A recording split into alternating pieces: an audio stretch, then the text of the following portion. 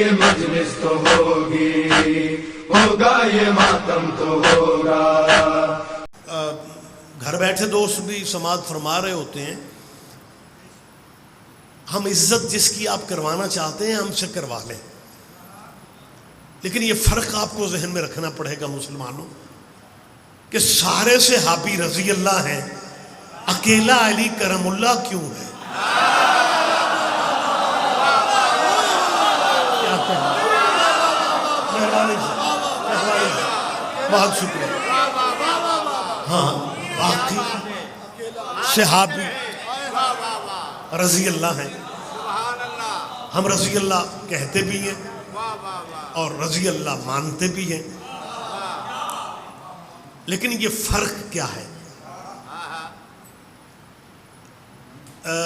जहां तक मेरा हाफजा साथ दे रहा है, जुल्फ़िकार अली भुट्टो के मैं हमेशा जिंदा हाजिर नाजर बातें करता हूँ। भुट्टो की काबीना में एक मिनिस्टर थे शाह जी मौलाना कौसर न्याज़ी, हमारे मौजूदा वज़ीर आज़म के वो ज़िला फैलो थे, मियाँ वाली के थे, परवरिश उनकी मंसूरा में हुई, बाद में पीपल्स पार्टी ज्वाइन कर गए, तो मजहबी उमूर के मिनिस्टर थे। हिंदुस्तान में बहुत बड़ी गैदरिंग, बहुत बड़ा इज्तिमा था, उसमें कौसर न्याज़ी साहब की तकरीर थी, और जब तकरीर में, आप परेशान तो नहीं हो रहे, तकरीर में कौसर न्याज़ी साहब ने जब सहाबा किराम के नाम लिए तो रज़ी अल्लाह कहते रहे, और जब मौला कायनात का नाम आया तो करमुल्लाहु वजहहू कहा। स्टेज पे फौरन चिट आ गई कि कौसर न्याज़ी साहब आप दूसरे मुल्क में आके फ़िरका वाराना बातें ना करें, अब ज़रा चिट सुनिएगा।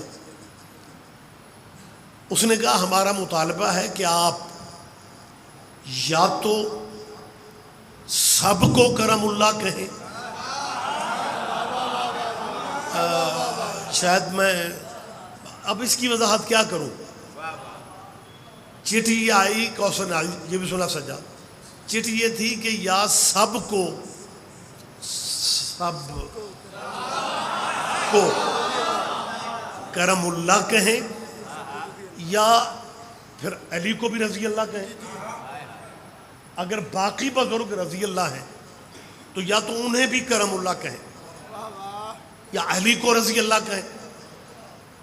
कौसर न्याज़ी का तारीखी जवाब था, उसने कहा मैं शिया नहीं हूं, लेकिन मैं सबको करमुल्लाह कैसे कहूं, कैसे कहूं।